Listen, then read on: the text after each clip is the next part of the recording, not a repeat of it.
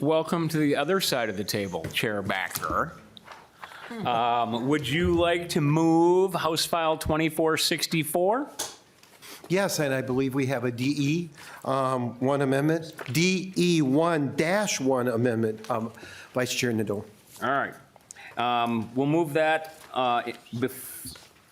What's that? I move that House File 2464 be placed on the general register, and that we move the DE1-1 before the committee in order to take amendments. Chair Backer, please describe the DE1-1. Well, members, this is our health policy bill that co-chair, I should say Chair Bierman, and the two vice chairs and I had a wonderful time last Thursday and Friday talking about. So I will turn this over to, right now, Vice Chair Nadeau, to Ms. Clarquist to go through the bill with the members. Ms. Clarquist.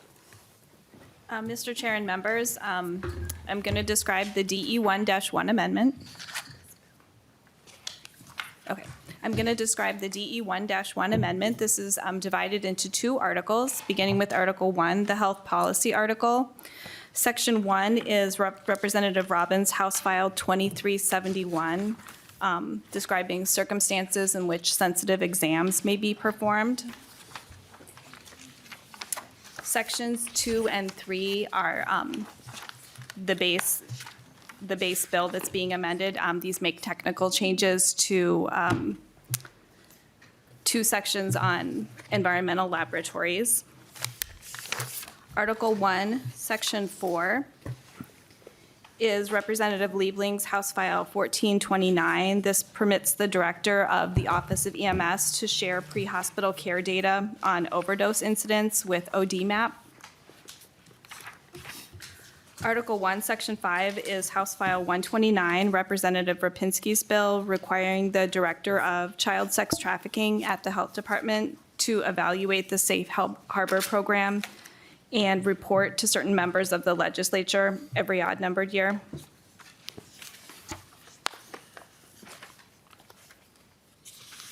Article 1, Section 6 is Representative Agbaje's bill, House File 1105, requires the Health Department to conduct maternal death studies within the limits of available appropriations. Article 1, Sections 7 and 8 are House File 1903, Representative Novotny's bill, making changes to the Safe Place for Newborn statute.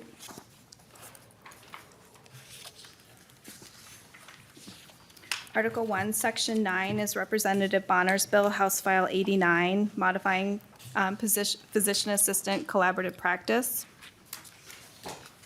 Article 1, Section 10 is House File 1011, Representative Bierman's bill, modifying the optometry scope of practice. And then Article 2 is Representative Bonner's House File 1165, making changes to the Higher Education Facilities Authority, renaming it the Health and Education Facilities Authority, and allowing it to issue bonds for health projects. And that's the bill. Thank you, Ms. Clarquist. Chair Backer. Yes, it's a lean and mean bill.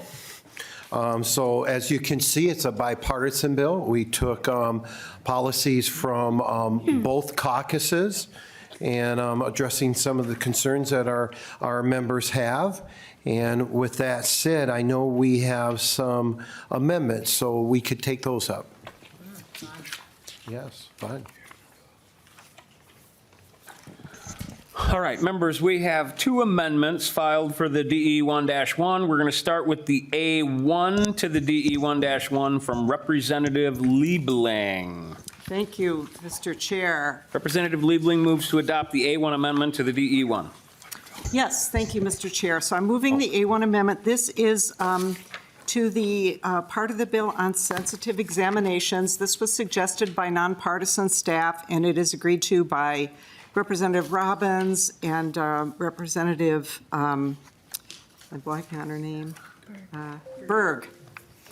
Right, so this is just really to make the language a little bit cleaner, but we all work very well together, and we think this will improve that part of the bill. So I'd ask for your support. Oh, I love when we work together. Thank you. Members, questions? Representative Zalesnikar. Thank you, Chair, and thank you, Chair Backer. My question, I like many of the things in the bill. Oh, this is to the amendment. Oh, sorry, not on the amendment, sorry. All right. My apologies. We're on the labeling A1. All right. Hearing no further discussion, all those in favor signify by saying aye. Aye. Opposed? Same sign. Motion prevails. The amendment is adopted. Members, next we have the A2 to the DE 1-1. Who would like to move the A2? And that's mine as well, Mr. Chair. Representative Liebling, to your amendment. Thank you, Mr. Chair. I'd like to move the A2. Apparently, I'm doing all the amendments tonight. So the A2 is to the piece of the bill that changes the scope of practice for optometry. And what it does is removes the expansion in scope around injections into the eye. So members, we've worked on this a long time. We worked on this the last couple of years, I think. And I have to tell you that I'm personally comfortable with the part of the bill that is expanding the scope as to medications. But I think we are being extremely hasty in expanding the scope of practice for optometrists to be able to inject needles into the eye. And what the bill does is as it is written now, it allows injection into eyelids, the muscles that move the eyes, and numerous spaces inside the eyeball itself, including areas underneath the retina. Now, there's a letter from the Minnesota Academy of Eye Physicians and Surgeons in your packet, and I'm using that here. But one of the things that's important to remember is that the eye is actually part of the brain. And I'm sure that it's not hard to imagine that this is something that if you were to do these injections, any kind of injection into the eye without proper training, you could do enormous amount of harm. And I really fear that by authorizing this as a scope of practice for optometrists, that we are really putting Minnesota patients at risk. When we license somebody to do something in this state, Minnesotans assume that that's because that the person who's so licensed is qualified to do that thing, and they don't usually ask any other questions about it. And so this is something we should do with extreme caution. I have been talking, there are several ophthalmologists here in the room. They are surgeons, doctors, physicians, and surgeons. And I've been asking them this evening about how many injections they do under supervision during their training, and the answer is hundreds. When the optometrists were here testifying on the bill, I asked them, and frankly, asked them last year and have asked them many times, what kind of training, how much training do optometrists have in doing injections? And the answer has never been a clear answer. It's been, well, some of them go and they do some in their training around the country. They've never been specific. They've never said. One thing I did hear, though, was that some have training, but not all of them. Well, when you pass this bill, you are saying it's okay for any licensed optometrist to do injections into the eye. And I know that the Board of Optometry sat up here, and I believe I asked about that too, and the board said, oh no, we can say that some people, or somebody said it, maybe it wasn't even the board member, but they say that not every optometrist will be allowed to do this. Well, that's just not accurate. Because once we say that something is within the scope of an occupation, any member who's licensed can do that thing. So if we could be more specific there, I suppose could be language written that said that an optometrist could do this if they had certain training, if they showed the board that they had certain training, but that's not what's in the bill. So I don't expect that this amendment is going to pass, but I personally really want to be on record, and I'm going to ask for a roll call on this, Mr. Chair. I want to be on record saying that I do not approve this because I really believe, and this is not to me about anybody's turf. I frankly don't give anything for anybody's turf issues here. This to me is about patient safety for Minnesotans, and I really believe that if we pass the bill as is and allow optometrists who may or may not be trained, and some of them I will give them, maybe if some of them are, but the vast majority, I do not believe, are trained to stick needles in people's eyes in this very broad way that this bill is doing. So I'm going to ask you to vote yes on my amendment, which just removes that piece of the bill. And this could continue to be worked on some more. As I'm saying, maybe there could be some more fine-tuning around this, but as the bill is now, I believe this is putting Minnesota patients in danger. So I'm going to ask you to vote no. Thank you, Mr. Chair. I'm sorry, vote yes for the amendment.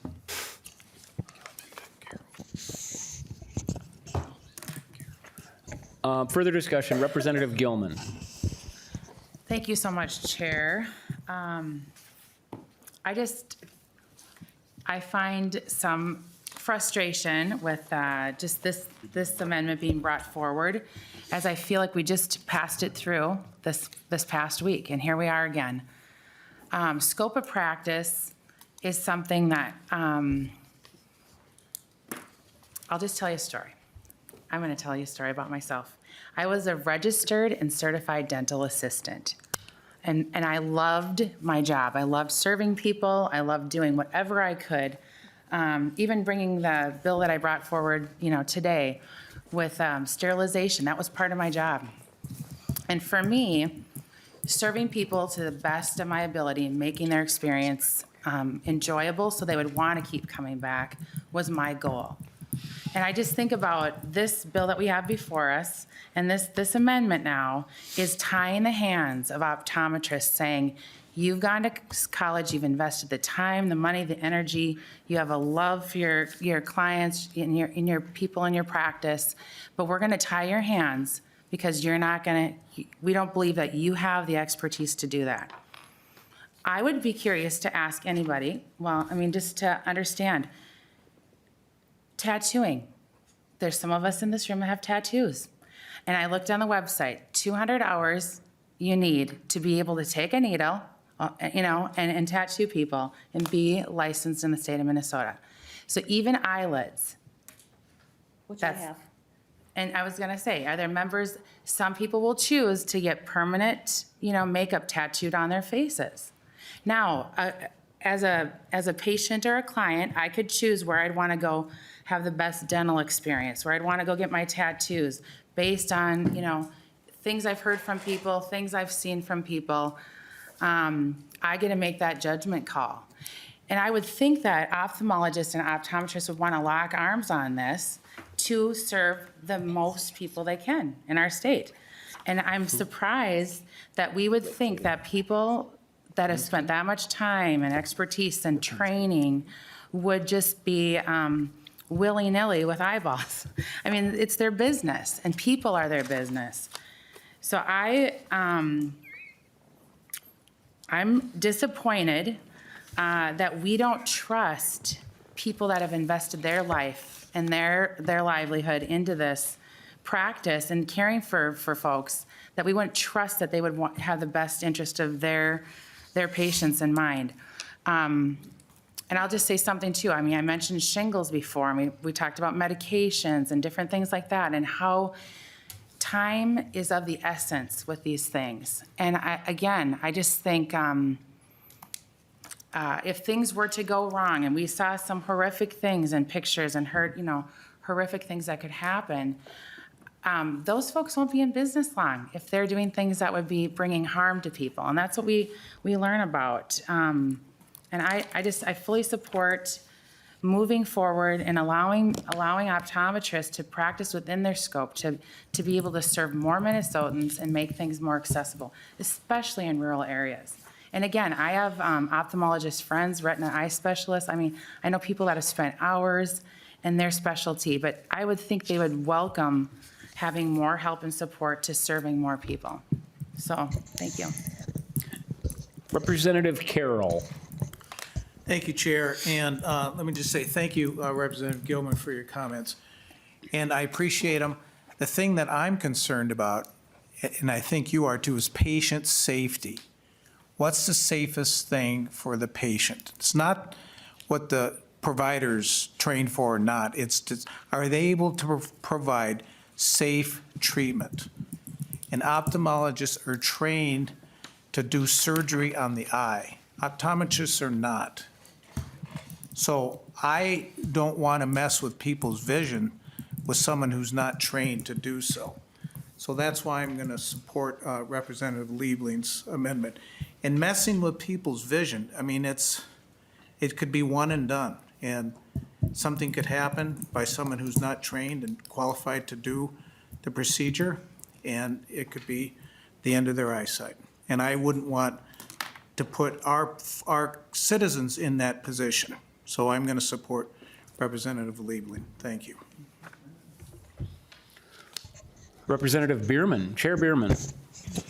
Thank you, Mr. Chair. Members, this session, we had a hearing for the first time in years on the scope of optometry practice. It certainly was a convening of competing perspectives, and that continues tonight. What happens when professions cannot reach any sort of agreement? In these cases, it is up to state legislators across the country to intervene, to keep the practice current with professionals' updates, and make certain that we are helping our healthcare professionals to work at the top of their scope, no matter which profession it is. This improves our workforce.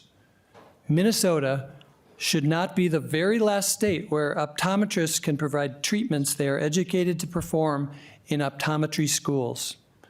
As noted previously in the hearing, the prescribing of the 3 medications in this bill are already done in 43 states, 47 states, 49 states, respectively. The injections in this bill are already done in 25 states. All these injections are part of 4-year educational curriculum in the 26 optometry schools in the country. These injection procedures are authorized by the National Board of Examiners since 2012. State Optometry Board has an extensive rulemaking process before doctors of optometry could expand scope.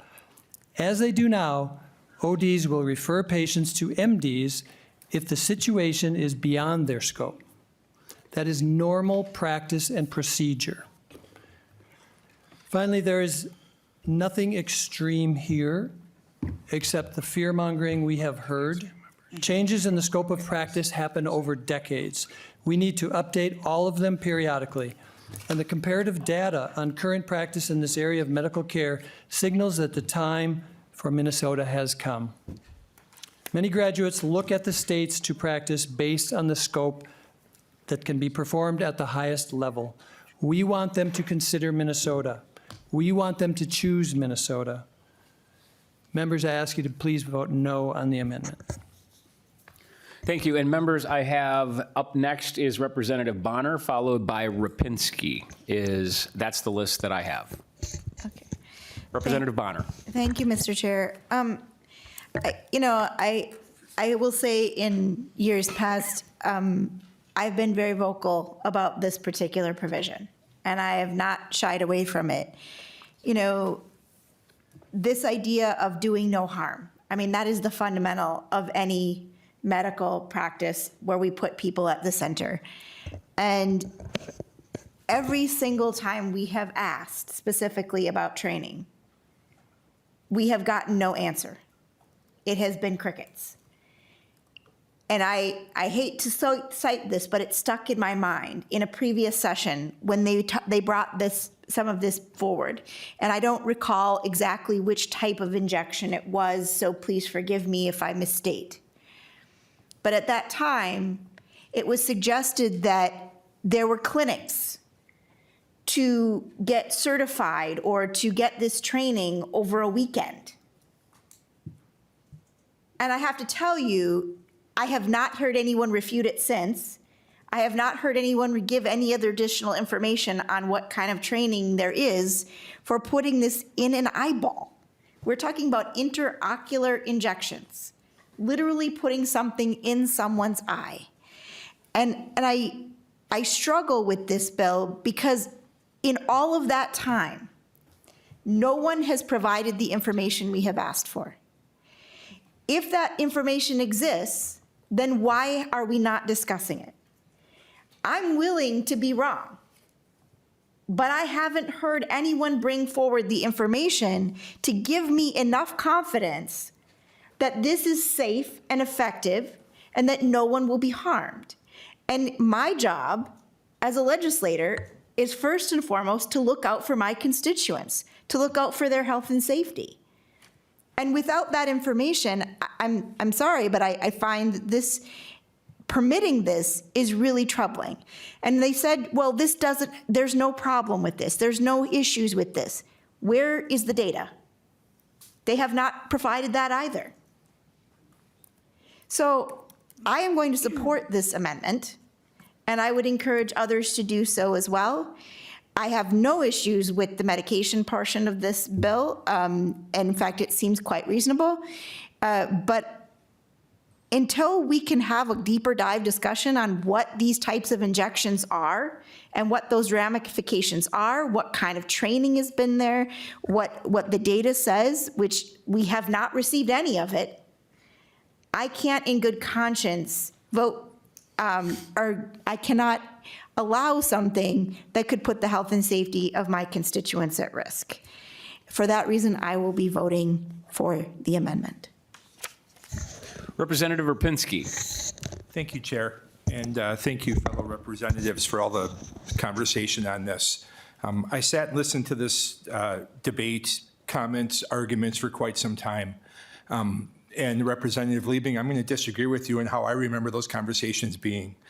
People are talking about there's no data, there's no specific number of how many times I have to practice. I went through nursing school, and I trained on injections.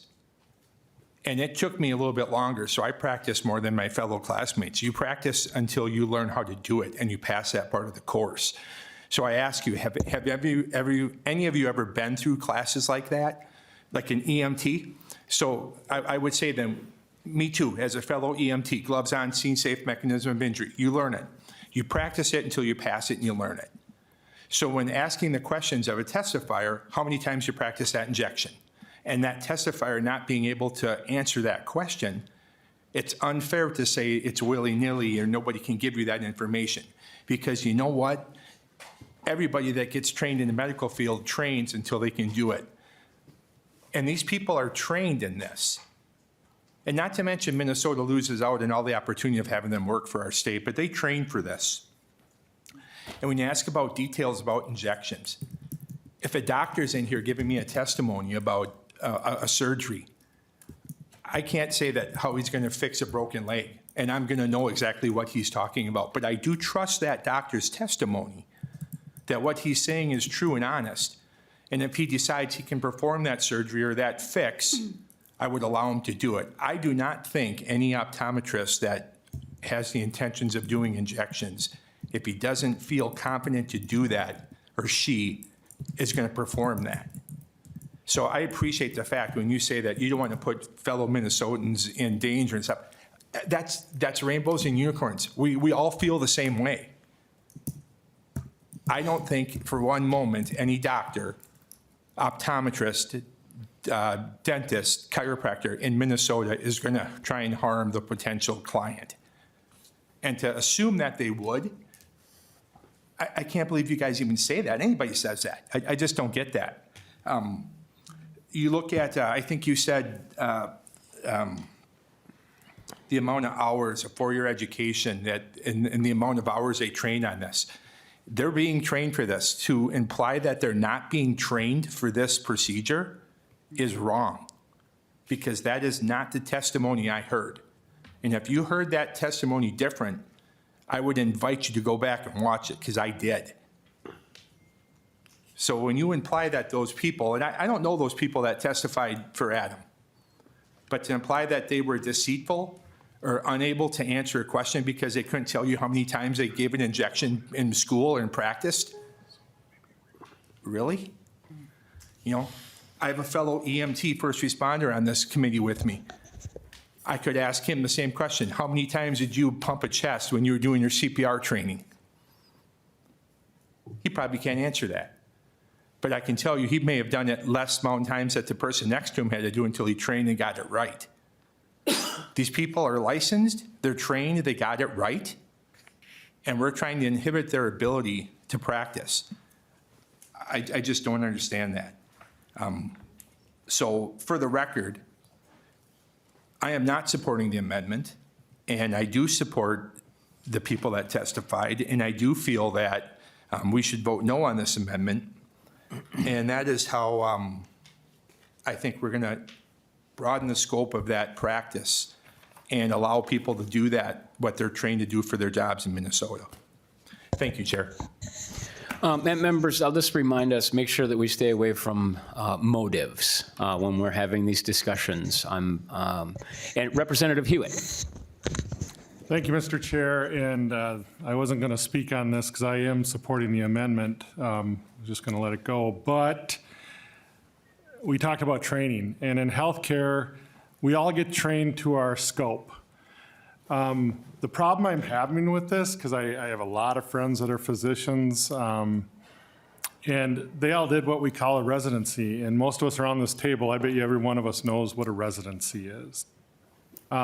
It's a long, drawn-out process to make sure you're competent to do what you're going to do. And then after they do that, they may do a fellowship to make sure they're going to do what they're going to do. That was not the answers, and I don't think anybody around this table thought anybody was deceitful. And I'm sorry if that's what the interpretation was. The interpretation is the standard of what we see other people in the same practice go through. Representative Backer, and I guess we have another fellow EMT here too, we could do many things. And all we'd have to do is bring it to this committee and you would let me do surgery on the street. I think we're having some issues here because I'm not trained to do surgery on the street. I'm not trained to do any surgery.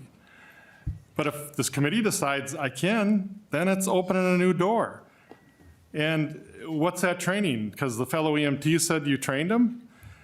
I think that, and I'm not trying to upset the wheelbarrow here, but I'm really looking at what we considered a standard for kind of surgical activity for injections. You just heard a former nurse or a nurse currently talk about the training they went through until they got it right. And that's the standard for training a nurse. What is the standard? Where do we compromise the standard on somebody that could actually cause major damage here to a major sensory problem in the body? And the representative talked about tattooing. Sure, that's a whole nother thing, but I think we're on a borderline here. And Representative Bierman, you did your work. You really did. But I think, again, somebody that's been through I got more certifications in healthcare than just EMT, and I know what I had to go through and the competency I had to show and what I had to, it's not just see one, do one, and teach one, it's do like 1,000 of them. And I think that we would be cutting, unless they can come forward with the residency program, that would be really a recommendation here. And so thank you for giving me this time. I'm going to support the amendment, and I didn't hear you acknowledge it, Mr. Chair, but there was a roll call called on this. Thank you, Representative Hewitt. There was a roll call requested. There is a roll call granted. Is there any further discussion on the A1? Or A2, sorry. The clerk will take the roll. Chair Backer, No. Chair Bierman, No. Vice Chair Nadeau, No. Vice Chair Ryer, No. Representative Bonner, Yes. Representative Carroll, Aye. Representative DePel, No. Representative Elkins, No. Representative Franson, No. Representative Gilman, No. Representative Hemmingson Yeager, No. Representative Hewitt, Yes. Representative Keeler, Representative Knutson, No. Representative Liebling, Yes. Representative Mahamud, No. Representative Perryman, No. Representative Purcell, No. Representative Rapinski, No. Representative Schumacher, No. Representative Van Binsbergen, No. Representative Zeleznikar, No.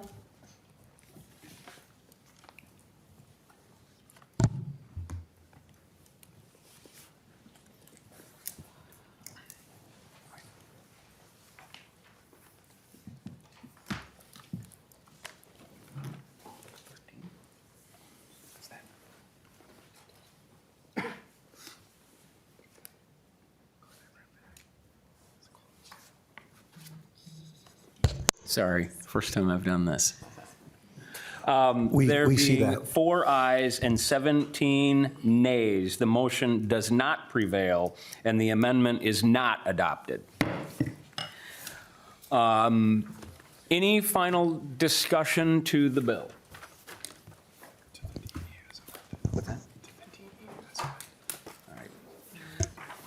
All those in favor of the, oh, sorry, Representative Zeleznikar. Thank you, Chair. And I'm talking at the right time now.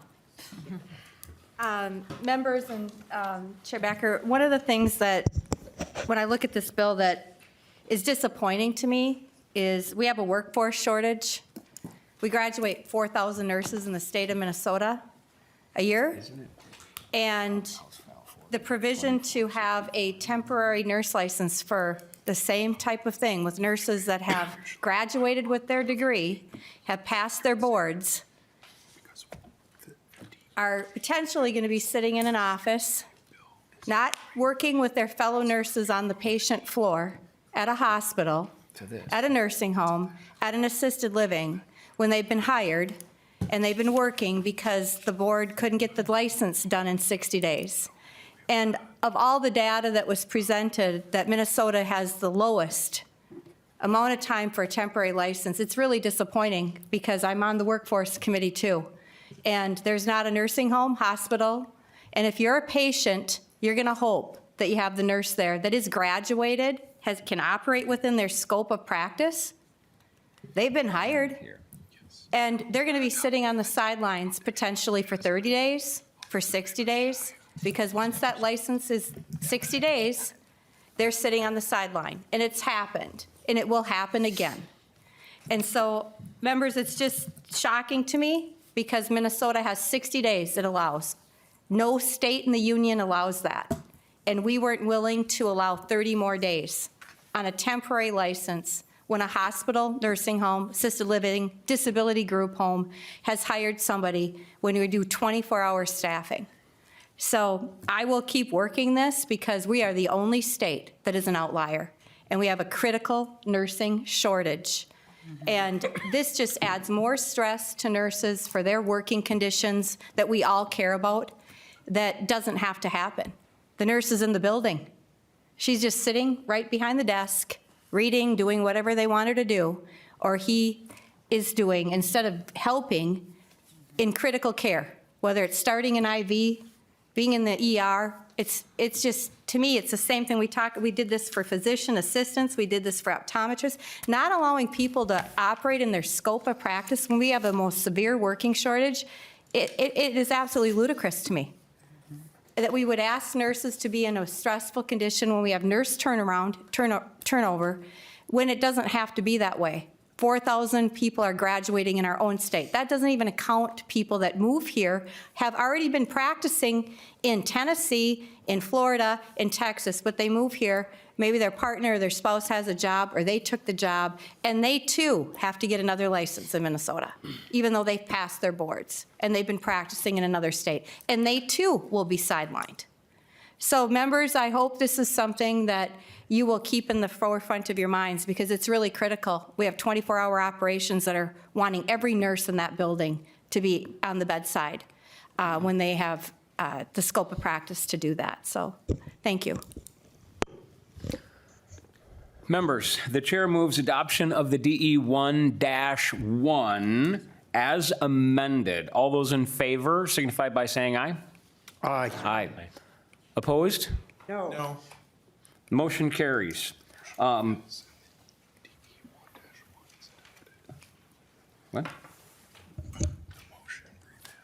Oh. Okay.